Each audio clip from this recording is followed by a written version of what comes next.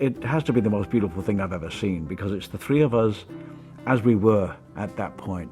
For years, the Bee Gees were untouchable, an unstoppable trio whose voices seemed to echo from another world. They didn't just sing, they soared. Their music lit up dance floors, stormed charts, and carved their names into pop history. But behind those legendary harmonies was something far more fragile. A brotherhood forged in poverty, strained by fame, and bound by secrets. Now, Barry Gibb, the last Bee Gee standing, has decided it's time to talk and reveal the truth about his brothers.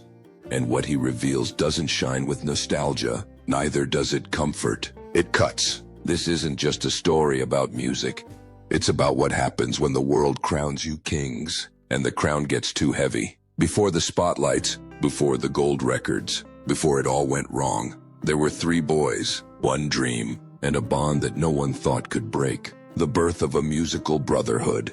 Long before the glitz and glamour of gold records and sold-out arenas, the Gibb brothers were simply survivors. Their journey didn't begin in the flashing lights of fame, but in the flickering shadows of hardship, guided by grit, love, and an unshakable belief in the power of music. Barry and twins Maurice and Robin were born into a world still reeling from the aftermath of World War II.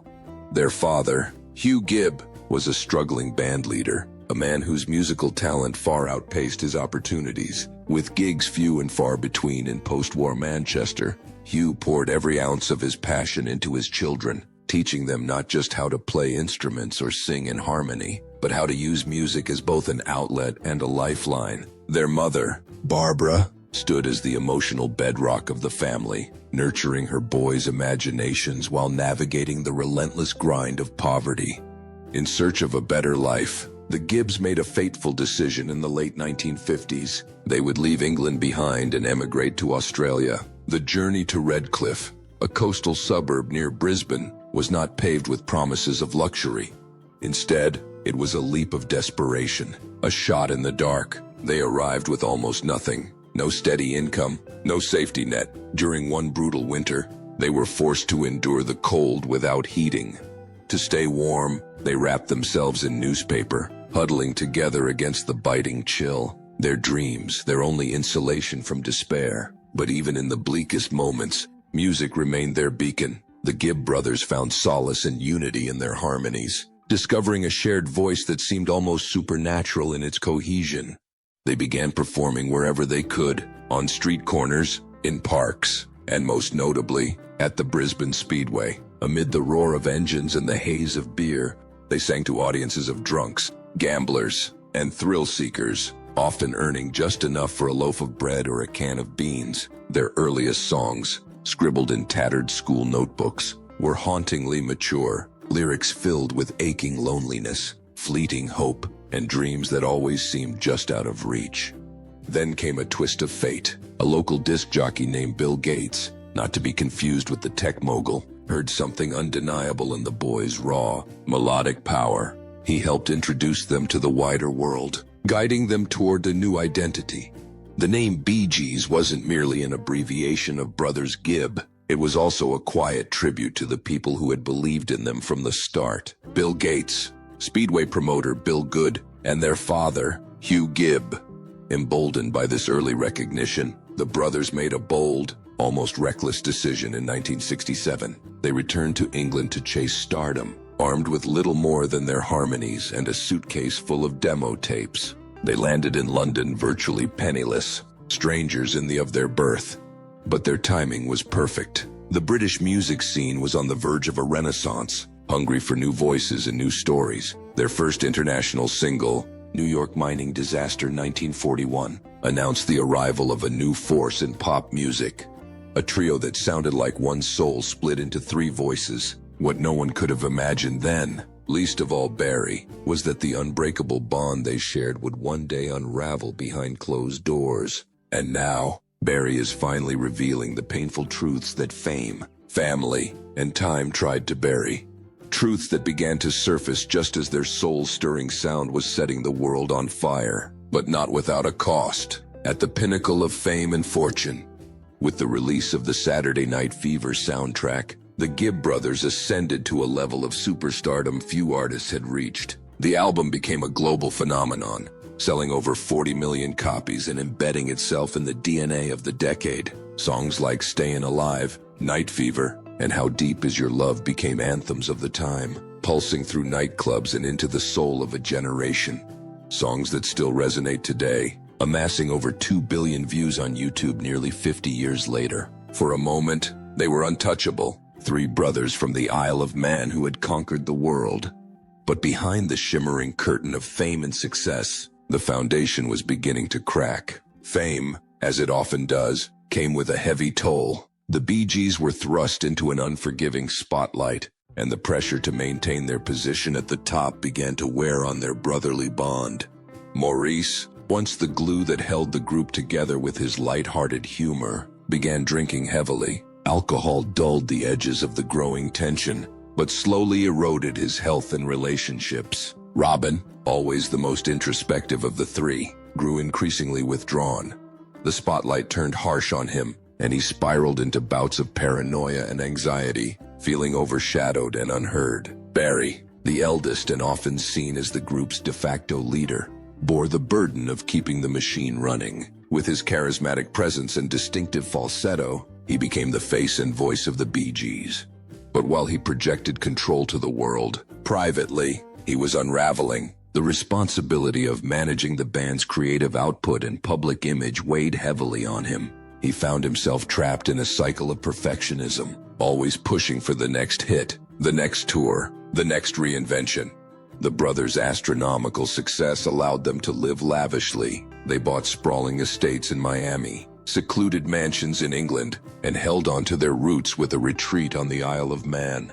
But their wealth attracted more than luxury. It drew in opportunists.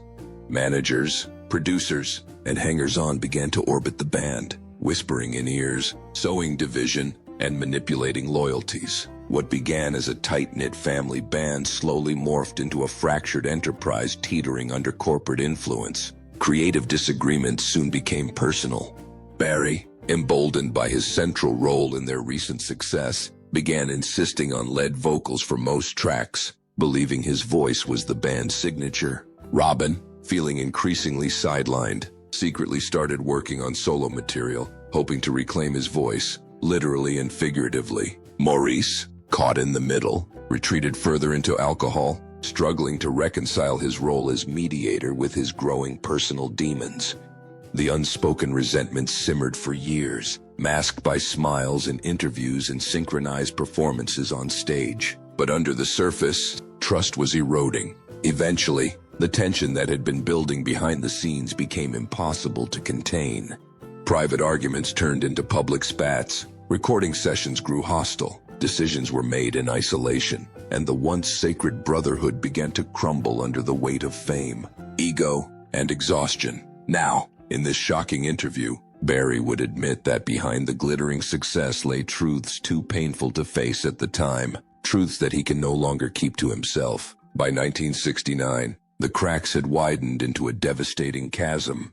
The final straw came during the production of Odessa, when creative disagreements turned personal. Robin believed his artistic contributions were being dismissed and his voice drowned out by Barry's rising influence. Then came the explosion. In a fiery and very public departure, Robin quit the band. It wasn't quiet. It wasn't cordial. It was a war. He lashed out, calling Barry domineering and controlling, and accusing Maurice of being passive, unwilling to take a stand. Barry fired back in interviews, describing Robin as unstable, impulsive, and consumed by his own ego. What had once been a tight-knit brotherhood was now splashed across tabloid headlines in a bitter family feud. Robin quickly set out on a solo path, determined to prove he could succeed on his own. He released Saved by the Bell, a haunting orchestral ballad that became an international hit. It was both a triumph and a warning shot. He didn't need the Bee Gees to succeed. Barry and Maurice responded in kind, pressing on with the Bee Gees' name. The result was Cucumber Castle, an album that veered into a more theatrical soft rock territory. They even filmed a surreal TV special under the same title. But without Robin, the magic was fractured. Critics were lukewarm. Fans were divided. For over a year, The brothers didn't speak. Interviews became battlegrounds. Robin gave bitter sound bites, calling the Bee Gees a musical dictatorship, with Barry as its unchallenged ruler. Barry, in turn, called Robin's actions a betrayal, not just of the band, but of their family. Behind closed doors, the consequences were darker still. Maurice, caught between his two warring brothers, began to unravel. He turned to alcohol with increasing frequency, numbing himself with endless bottles until he blacked out. His once playful personality dimmed, replaced by erratic behavior and deepening depression. Their mother, Barbara Gibb, watched helplessly as the family she had nurtured began to disintegrate. She pleaded with her sons, through phone calls, letters, tearful visits, to find a way back to each other. But pride and pain kept them apart. Then, everything nearly fell apart. In early 1970, Barry collapsed from exhaustion during a recording session. His health had deteriorated under the stress of the split, the relentless work, and the emotional toll. That scare, combined with their mother's continued urging, brought the three brothers together for a private, long-overdue meeting. It was tense. It was raw. But something in that moment, seeing Barry pale and weakened, confronting the damage they had all suffered, cracked the walls of ego and blame. Slowly, cautiously, the brothers agreed to reunite.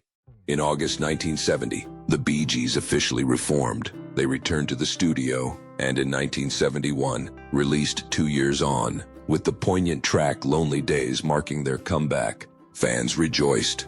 The industry breathed a sigh of relief, but inside the group, the scars remained. The reunion was real, but the wounds hadn't fully healed. Trust had been fractured, bitterness lingered beneath the surface. And though they would go on to reinvent themselves spectacularly in the disco era, the events of 1969 left fault lines that would tremble again in the years to come. The Bee Gees' solo paths and comebacks. By the dawn of the 1980s, the Bee Gees, once kings of disco and pop royalty, found themselves under siege. The very genre that had catapulted them to global superstardom had become a target.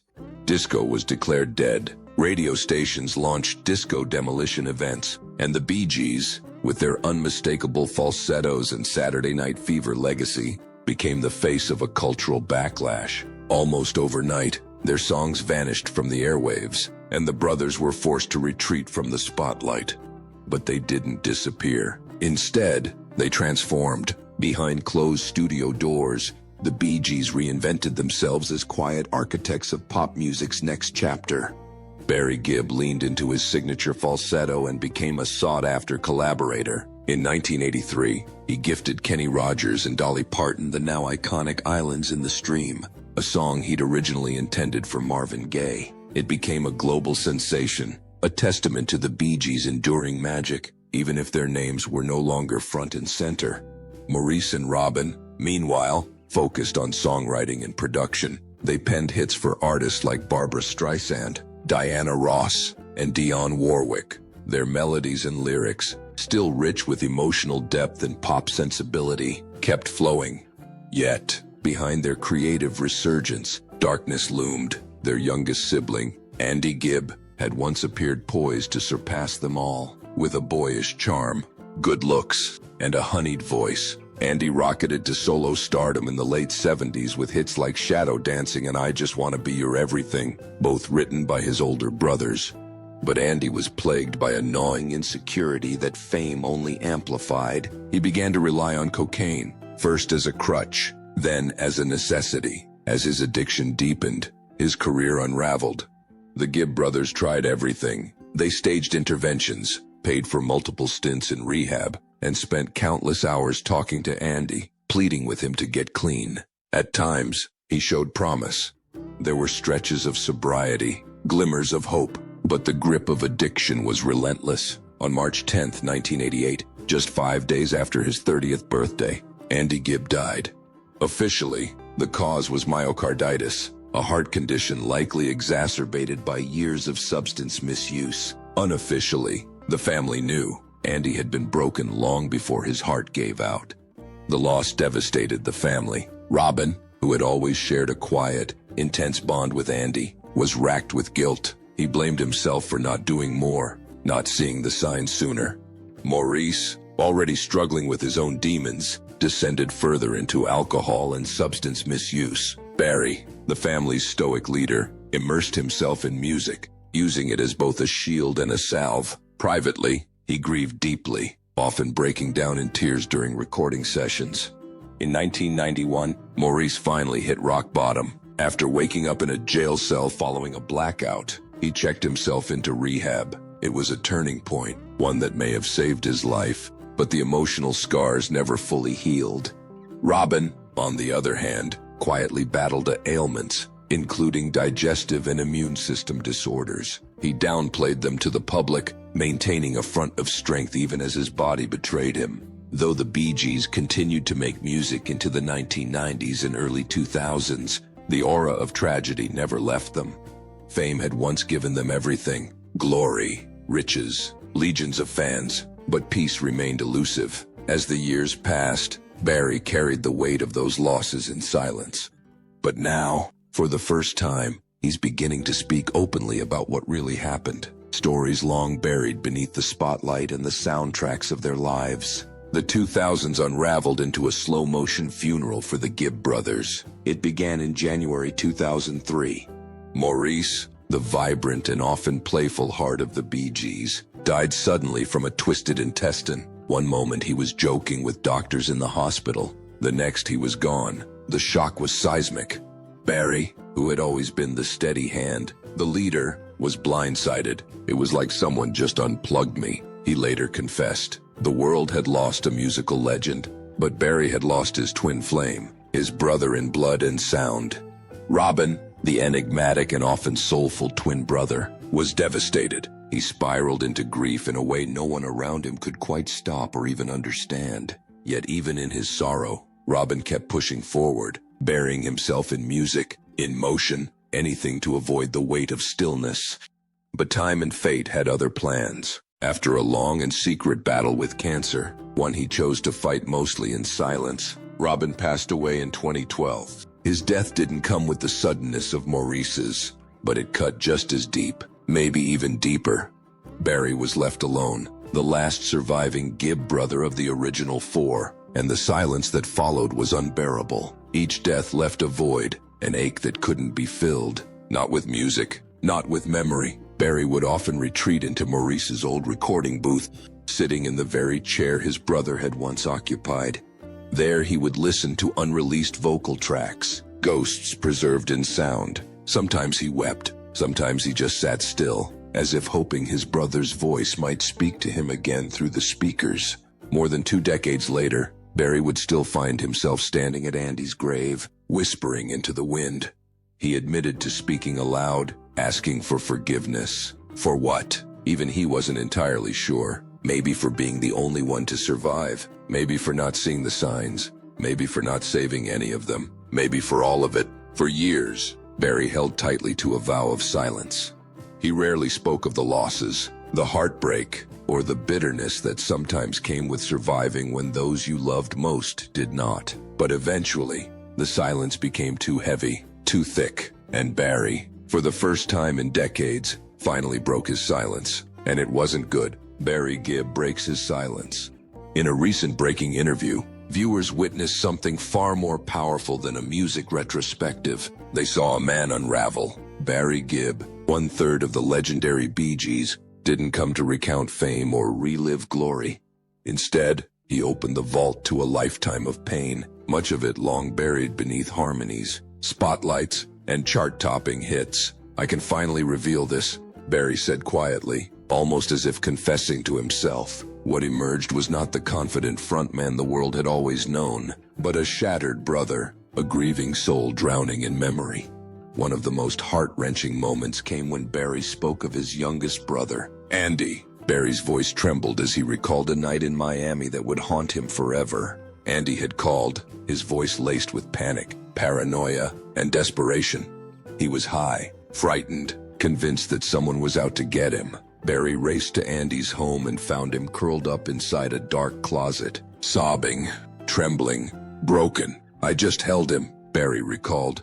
"He was our baby, and we let him die. I couldn't fix him. No one could." The rawness in his voice cracked through decades of silence, exposing a wound that had never healed. Barry's last conversation with Andy wasn't an easy one. He had tried some tough love, hoping to pull him out of his destructive spiral, but it only seemed to push Andy further away. A few days later, Andy was gone, but the pain did not stop there. Maurice Gibbs's death haunted Barry in an entirely different way.